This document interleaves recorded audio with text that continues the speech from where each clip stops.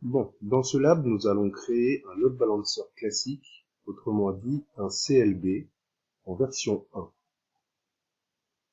Donc, ce type de load balancer supporte le TCP en couche 4 et le HTTP et le HTTPS en couche 7.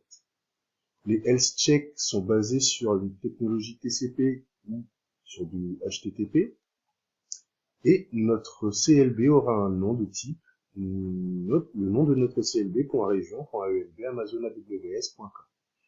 Dans ce lab, nous allons réaliser la chose suivante, c'est que nous allons avoir un client qui va communiquer vers notre load balancer classique sur un port d'écoute HTTP. Et ensuite, notre load balancer va rediriger notre requête HTTP en interne vers notre instance EC2. Maintenant, nous allons retourner dans la console pour voir comment ça se passe. Nous sommes dans la console et nous allons utiliser comme instance ma seconde instance.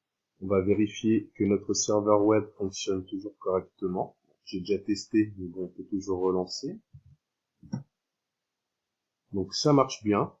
Donc on retourne dans la console et on va créer notre premier load balancer dans équilibreur de charge. Ici, dans le menu à gauche, on va aller sur équilibreur de charge.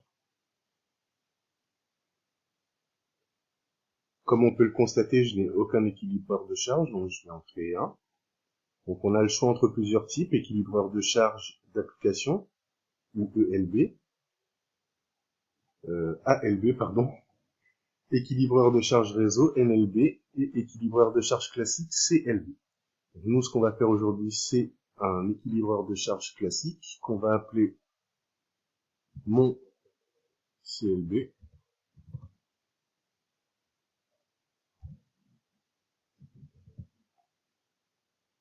Le VPC, on va le laisser par défaut. Donc ici, on nous demande si on veut créer un équilibreur de charge interne. Si je coche cette case, notre load balancer ne sera pas accessible depuis l'extérieur. Donc on va pas faire ça. Je corrige parce que le tiret et le trait, ça me plaît pas trop. Mon CLB, et donc ici sur la configuration de l'écouteur, donc sur le port d'écoute du load balancer, on va définir qu'il va écouter sur le port HTTP, donc le port 80, et qu'il devra retransférer les communications vers le port 80 de notre instance. C'est ici que ça se décide. Ensuite, on va créer un groupe de sécurité qu'on va appeler mon premier CLB.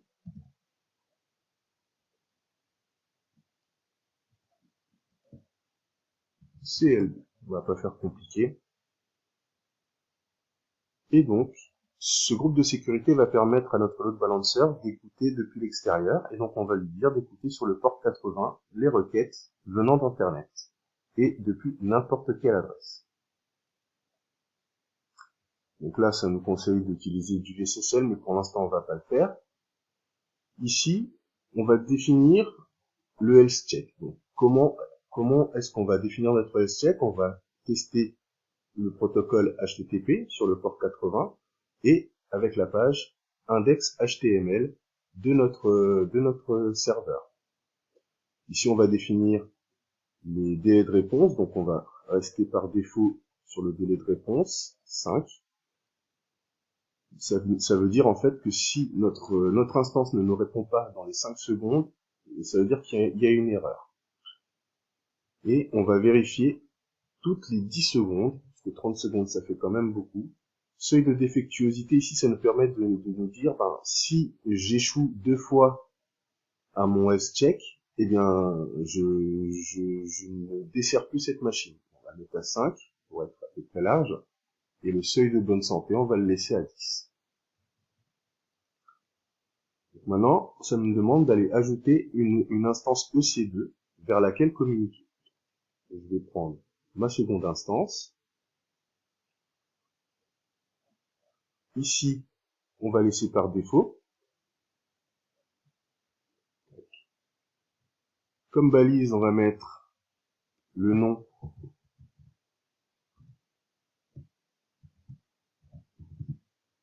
mon premier CLB.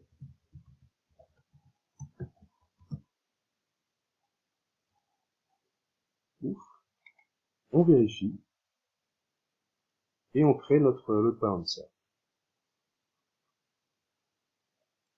On ferme. Maintenant que notre CLB est créé, on va pouvoir récupérer quelques informations par rapport à lui. Donc, on voit ici son groupe de sécurité, LG machin, mon premier CLB. Et ici, comme vous pouvez le voir, on a un nom DNS. Donc on va essayer d'y aller.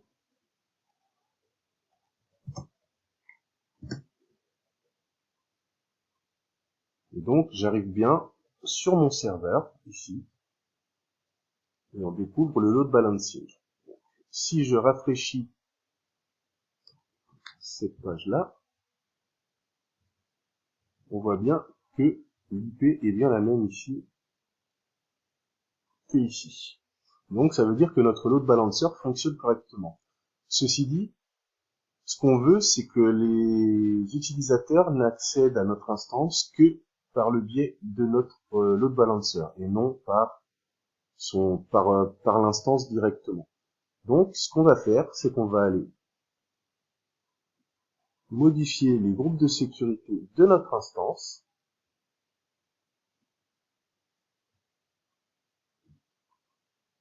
de manière à interdire l'accès depuis Internet à notre instance. Donc, quand on regarde ici, on a notre règle HTTP qui autorise tout le monde de n'importe où depuis le port 80.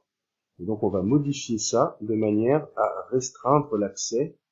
Alors cette fois-ci, plutôt que de dire qu'on va écouter depuis n'importe qui, n'importe où, on va choisir un groupe de sécurité et on va dire que il n'y a que mon premier CLB qui puisse se connecter à mon instance.